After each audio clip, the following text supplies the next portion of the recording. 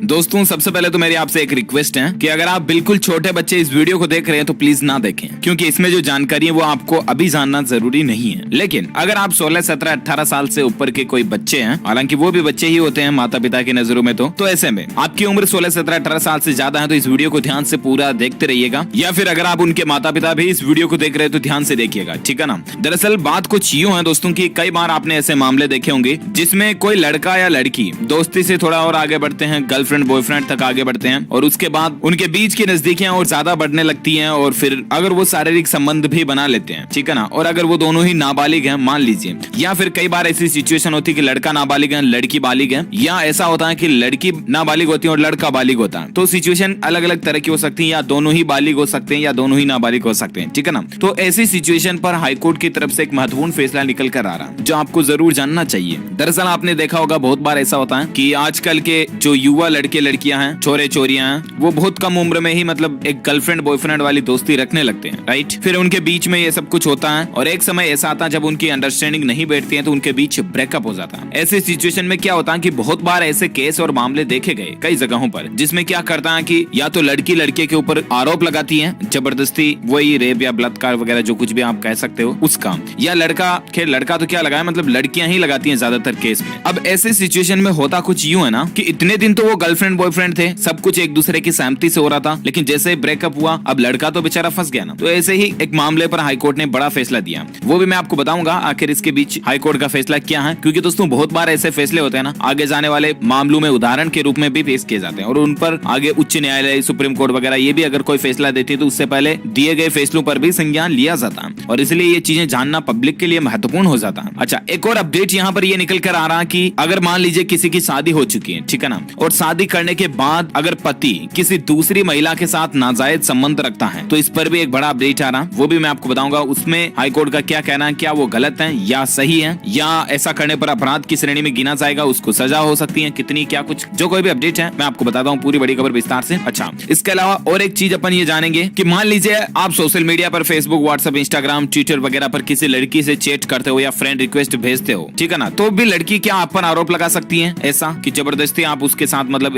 कोई जबरन करने की कोशिश करे हुए ऐसा कुछ। इस पर भी हाईकोर्ट ने एक बड़ा फैसला दिया, वो भी मैं आपको पूरी बड़ी खबर बताऊंगा। और बाकी आपको पता होगा कि सरकार जो केंद्र सरकार वो लड़के लड़कियों की शादी की उम्र में बदलाव को लेकर भी मानस बना रही है, तो इसको लेकर भी कुछ खबरें हैं मैं आपको बताऊंगा। चलिए शुरुआत करते हैं पहली खबर से। तो देखिए दोस्तों, एक खबर मैं आपको इससे पहले एक एग्जांपल बताता हूँ। देखिए, बॉयफ्रेंड ने, बीएफ ने हाई कोर्ट में दलील दी कि उसने खुद रिक्वेस्ट भेजी थी, फिर भी अभी तक उसको जमानत नहीं मिली है। ऐसे कई बार मामले देखे जाते हैं कि सोशल मीडिया पर क्या है कि लड़कियां जो है किसी लड़के पर आरोप लगा देती हैं कि ये मेरे साथ जबरदस्ती कर रहा है, या मेरे साथ मतलब ऐसा कुछ संबंध बनाने के लिए इस मकसद से रिक्वेस्ट भेज रहा है मेरे को, या ऐसा कुछ, ठीक है ना। तो इस पर देखिए हिमाचल प्रदेश हाईकोर्ट की तरफ से बड़ा फैसला दिया गया कि फेसबुक पर लड़के का फ्रेंड रिक्वेस्ट भेजना सेक्स पार्टनर की तलाश करना नहीं होता। एक ऐसे ही मामले में आरोपी की जमानत याचिका खारिज कर दी। याचिका खारिज करते हुए कोर्ट ने कड़ी टिप्पणी की है। सोशल मीडिया से जुड़े इस मामले में कोर्ट ने कहा कि फेसबुक पर लड़की द्वारा फ्रेंड रिक्वेस्ट भेजने का मतलब यह नहीं है कि वह किसी के साथ यौन संबंध बनाना चाहती है। ये कतई नहीं समझा जाना चाहिए कि फ्रेंड रिक्वेस्ट भेजकर लड़की ने अपनी स्वतंत्रता और अधिकार को युवक के हवाले कर दिया। समझ रहे हो ना, बहुत बार ऐसा होता मतलब कि आगे होकर किसी लड़की ने अगर जान पहचान वाले लड़के को फ्रेंड रिक्वेस्ट भेजी और उसने एक्सेप्ट कर ली, सोशल मीडिया पर एक दोनों दूसरे के दोनों फ्रेंड बन गए, ठीक है ना। फिर क्या करते हैं लड़के, कई बार ऐसा करते हैं कि लड़के के साथ जबरदस्ती करते हैं, ज्यादती करते हैं, या यूं ही दूसरे बहाने मिलने के बहाने आते हैं और उनके साथ कुछ गलत व्यवहार भी करते हैं, संबंध बनाने की कोशिश करते हैं, ठीक है ना। फिर वो क्या करते हैं, कोर्ट में जाके ये कहते हैं कि लड़की ने खुद मेरे को रिक्वेस्ट भेजी थी। अरे कहने का मतलब ये नहीं कि लड़की ने फ्रेंड रिक्वेस्ट आगे होके भेजी, इसका मतलब ये नहीं कि आप लड़की को चाहे जो कर सकते हो या लड़की का अधिकार आपके पास आ गया। समझ रहे हो ना, वो सिर्फ एक सोशल मीडिया पर फ्रेंडशिप के लिए ही रिक्वेस्ट मानी जाएगी, ऐसा नहीं कि जिंदगी के लिए रिक्वेस्ट भेज दी। तो ये भी दलील दी गई युवक की तरफ से, उसकी याचिका को खारिज कर दिया, ठीक है ना। तो आप भी फेसबुक, व्हाट्सएप, इंस्टाग्राम, ट्विटर वगैरह जो कुछ भी चलाते हैं तो आपके लिए महत्वपूर्ण अपडेट था ये जानना। अच्छा,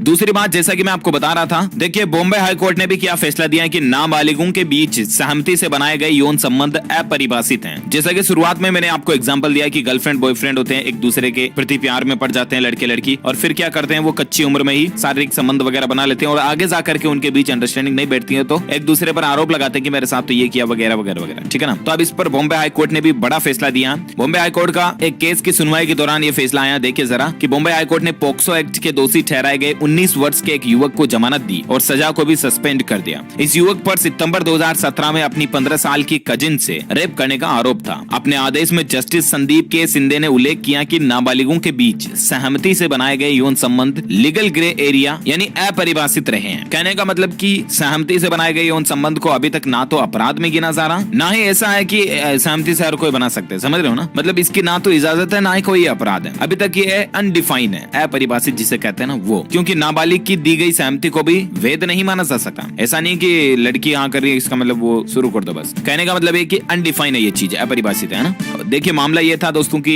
एक लड़के ने एक कजिन के साथ जो कुछ भी किया, उसमें कजिन का पहला तो बयान ये था, पहले तो मतलब शुरुआत में तो, कि कजिन ने कहा कि हाँ मेरी भी सहमति थी, दोनों के बीच जो कुछ भी हुआ उसमें वो कजिन लड़की की भी सहमति थी, तभी उस लड़के ने जो कुछ भी किया। हालांकि अभी उसकी उम्र 19 साल भले हो चुकी है, लेकिन जब मामला केस बना ना तब उसकी उम्र 17 साल ही थी, तो दोनों ही नाबालिग थे। तो उस पर भी युवक की जो सजा है उसको खारिज कर दिया हाई कोर्ट ने, ठीक है ना। और बाकी कई बार कोर्ट के ऐसे फैसले भी देखे जाते हैं जिसमें कहने का मतलब कि दोनों अगर बालिग हैं और दोनों सहमति से एक दूसरे के साथ रिलेशनशिप में रहते हैं तो संबंध वगैरह बना सकते हैं, मतलब ऐसा लिव इन रिलेशनशिप जैसा जो मसला आता है ना, उस पर कई बार हाई कोर्ट के फैसले जो आते हैं वो ये बात। लेकिन अगर पति यानी कि लोग जो हैं वो शादीशुदा हैं और किसी लड़की के साथ लिव इन रिलेशनशिप में रह रहा और उसके साथ संबंध बनाता है तो ये बिल्कुल धोखेबाजी या फ्रॉड माना जाएगा। देखिए ऐसी ही एक बड़ी खबर आप देख सकते हैं, इलाहाबाद हाई कोर्ट का महत्वपूर्ण फैसला निकल कर आ रहा है कि शादीशुदा होकर लिव इन में रहना अपराध है, ये बिल्कुल कानूनन अपराध है। लिव इन रिलेशनशिप पर हाई कोर्ट का महत्वपूर्ण फैसला है कि शादीशुदा व्यक्ति दूसरे के साथ संबंध नहीं बना सकता, ये अपराध माना जाएगा। इलाहाबाद हाई कोर्ट ने लिव इन रिलेशनशिप को लेकर महत्वपूर्ण फैसला सुनाया। हाई कोर्ट ने कहा कि शादीशुदा महिला दूसरे पुरुष के साथ पति पत्नी की तरह रहती है तो इसे लिव इन रिलेशनशिप नहीं माना जा सकता, बल्कि किसी अन्य पुरुष अथवा स्त्री के साथ रहने पर वह शादीशुदा भारतीय दंड संहिता की धारा 494 और 495 के अंतर्गत अपराधी है। इलाहाबाद हाई कोर्ट ने कहा कि परमादेश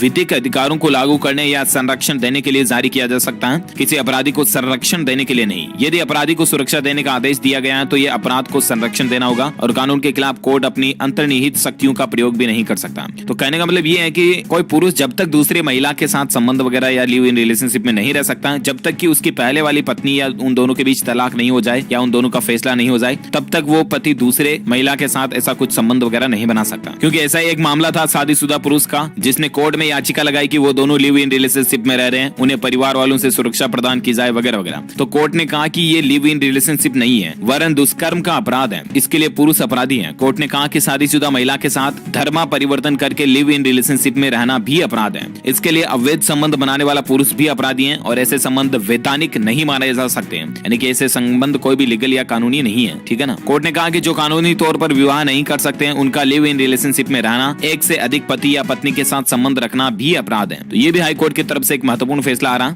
और बाकी दोस्तों लड़कियों की शादी की उम्र में बदलाव को लेकर भी आपको पता होगा सरकार कई दिनों से कोशिश कर रही है और बीते दिनों प्रधानमंत्री नरेंद्र मोदी ने एक बार फिर बेटियों की शादी की न्यूनतम आयु को दोबारा तय करने पर भी बात कही थी। इससे पूर्व उन्होंने लाल किले से दिए गए भाषण में भी इस संबंध में अपना वक्तव्य दिया था। दरअसल इस सोच के पीछे कुछ महत्वपूर्ण कारणों की भूमिका भी रही है। केंद्र सरकार का यह मानना है कि कम आयु में विवाह बेटियों के आत्मसम्मान पर अप्रत्यक्ष रूप से आघात पहुंचाता। आपको पता है पहले तो विवाह की आयु सिर्फ 14 साल ही थी, उसके बाद 18 साल हुई लड़कियों की विवाह की आयु की बात कर रहा हूँ मैं। देखिए वो भी कब बदली थी, इस एक्ट ने बदल दी थी शादी की उम्र। लड़की की शादी का 14 से 18 साल का प्रावधान कब हुआ, तो देखिए जरा कि अगर इतिहास में हम झांकेंगे तो पाएंगे कि हमारे देश में शादी विवाह को लेकर बहुत सारी कुप्रथाएं रही थी। पहले तो आपको पता होगा बाल विवाह वगैरह भी हो जाते थे, मतलब छोटे छोटे बिल्कुल नन्हे नन्हे बच्चों को पकड़ के ही शादी करा देते थे, चूहे की शादी कराते वैसे। तो कहने का मतलब पहले क्या है कि लड़कियों की शादी की उम्र फिर शुरुआत में 12 साल तय हुई, उसके बाद फिर 14 साल किया। सन 1891 में ब्रिटिश सरकार ने एक अध्यादेश निकाला था, कानून निकाला था, इसमें शारीरिक संबंध बनाने के लिए लड़कियों की सहमति की उम्र जो है वो 12 साल की थी। फिर 1929 में चाइल्ड मैरिज रिस्ट्रेंट एक्ट आया और उसमें इसे शारदा एक्ट भी कहा गया क्योंकि 1927 में इसे राय साहिब हर बिलास शारदा ने इंट्रोड्यूस किया था और एक्ट में पहले लड़की की शादी के लिए न्यूनतम उम्र 14 साल जो है रखी गई और लड़कों के लिए 18 साल थी। 1 अप्रैल 1930 को यह कानून पूरे ब्रिटिश भारत में लागू हुआ था, ठीक है ना। फिर साल 2006 में शारदा एक्ट बदला गया। फिर सरकार ने लड़की की उम्र को 14 साल से बढ़ाकर 18 साल कर दिया और लड़के की उम्र जो 18 थी पहले उसको बढ़ाकर 21 साल कर दिया। 2006 में भारत सरकार ने शारदा एक्ट को रिप्लेस किया था और तब से 2006 के बाद से बाल विवाह निषेध अधिनियम 2006 नए नाम से पारित हुआ और उसके बाद से लड़के की उम्र 21 है अभी और लड़की की उम्र 18 है, राइट। अब क्या है कि सरकार ये मानस बना रही है कि इस उम्र को भी थोड़ा बहुत और बदलाव किया जाए, बढ़ाया जाए, क्योंकि अभी भी लड़कियों की उम्र जो मतलब 18 साल में लड़की जो है वो बिल्कुल कंप्लीट मैच्योर नहीं होती है, ऐसा माना जाता है। या जो कुछ भी हो, ना तो लड़की अपनी पढ़ाई कंप्लीट कर पाती है ना ही ऐसा कुछ, और पहले ही शादी हो जाने से उनके ऊपर जिम्मेदारियां अलग से आ जाती हैं वगैरह वगैरह, है ना। तो अब इसमें सरकार इसको और बढ़ाने की प्लानिंग नहीं कर रही है। तो देखते हैं आगे गवर्नमेंट इस पर क्या नया बदलाव लाती है, नया एक्ट, नया कानून जब भी पारित होगा, जो भी कोई अपडेट आएगा मैं आपको बताऊंगा जरूर DLS न्यूज के ऊपर। वैसे मैं आपकी राय भी मांगना चाहता हूं दोस्तों, आप मुझे इस वीडियो के नीचे कमेंट करके बताओ कि वैसे शादी की उम्र आपके हिसाब से कितनी होनी चाहिए, एक लड़के की और एक लड़की की, जो कि अभी 18 और 21 है लड़की और लड़के के लिए। उसमें बदलाव होना चाहिए या नहीं, या बढ़ानी चाहिए इस उम्र को, या कम करनी चाहिए, या जो कोई भी है आपकी क्या राय है, मतलब आप मुझे कमेंट करके बताओ पर्सनली, क्योंकि आपको क्या लगता है कि बढ़ाने से या घटाने से क्या साइड इफेक्ट्स हो सकते हैं या क्या कुछ इसके परिणाम आ सकते हैं। जो कोई भी आप अपने पर्सनल लेवल पर आपकी राय मुझे नीचे कमेंट बॉक्स में जरूर दीजिए कि आपके हिसाब से लड़के और लड़की की शादी की उम्र कितनी होनी चाहिए। ओके, देखते हैं हमारी DLS न्यूज फैमिली के कितने फ्रेंड्स, भाई लोग, दोस्त मित्र जो हैं वो कमेंट में अपनी राय देते हैं। और बाकी इस वीडियो को लाइक करना, शेयर भी करना अपने दोस्तों के साथ फेसबुक और व्हाट्सएप पर। और अगर आपकी भी गर्लफ्रेंड है, बॉयफ्रेंड है, तो बेस्ट ऑफ लक आपको मेरी तरफ से। तो बाकी जरा संभल के, जो कोई भी है, खैर आप समझ गए। इस वीडियो को लाइक करना, शेयर भी करना अपने दोस्तों के साथ फेसबुक और व्हाट्सएप पर। और अगर आप DLS न्यूज चैनल पर पहली बार आया ना, तो चैनल को सब्सक्राइब करके बेल आइकन भी जरूर दबा देना, ताकि रोजाना काम की और महत्वपूर्ण खबरें आपको तुरंत आपके मोबाइल पर मिलती रहेगी। Thank you, take care, goodbye, जय हिंद, जय भारत, वंदे मातरम।